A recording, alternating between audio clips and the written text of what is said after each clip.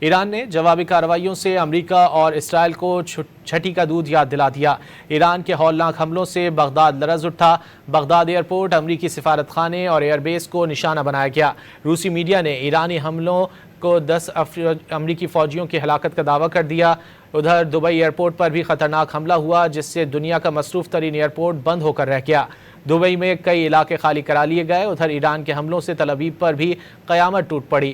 ایرانی فوج کی جانب سے سعودی عرب، قطر، بحرین اور کویت پر بھی حملے کیے گئے۔ ایران کی جانب سے امریکہ اور اسرائیل کو جارحیت کے تابڑ توڑ جوابات دینے کا سلسلہ بھرپور طریقے سے جاری ہے۔ ایران نے جنگ میں دیگر ہتھیاروں کے ساتھ ساتھ پہلی بار خطرناک سیجل میزائل بھی برسا دیے۔ بغداد میں انٹرنیشنل ایئرپورٹ کمپلیکس، امریکی سفارت خانے اور ایئر بیس پر پے در پے میزائلوں کی بوچھاڑ کر دی۔ روسی میڈیا نے 10 امریکی فوجیوں کی ہلاکت کا دعویٰ کر دیا۔ بغداد کی سامنے آنے والی فوٹیجز میں آگ کے ہولناک شعلوں سے حملوں کی شدت کا واضح اندازہ ہوتا ہے۔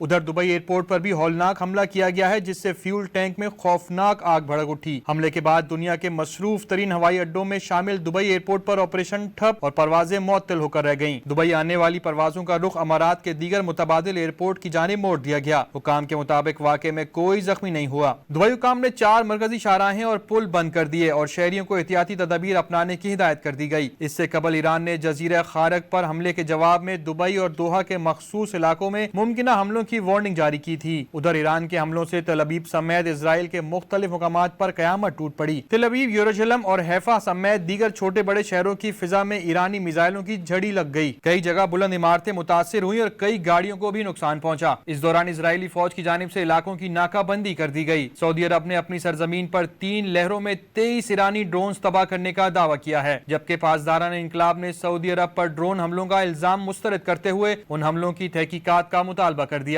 قطر نے بھی ایران سے آنے والے مزید کئی ڈرونز فضا میں روک کر تباہ کرنے کا دعویٰ کیا ہے۔ بحرینی اور کویتی حکام کے مطابق اپنی اپنی فضائی حدود میں کئی ڈرونز ناکام بنا دیے گئے۔ اس سے قبل پاسداران انقلاب نے خطے میں 4 امریکی ایئر بیسز پر میزائل اور ڈرون سے حملہ کرنے کا دعویٰ کیا ہے۔ پاسداران انقلاب کے مطابق ایرانی بحریہ کے مربوط حملوں میں command centres, air traffic control towers اور فضائی دفاعی تنصیبات سمیت اہم انفراسٹرکچر کو نشانہ بنایا گیا۔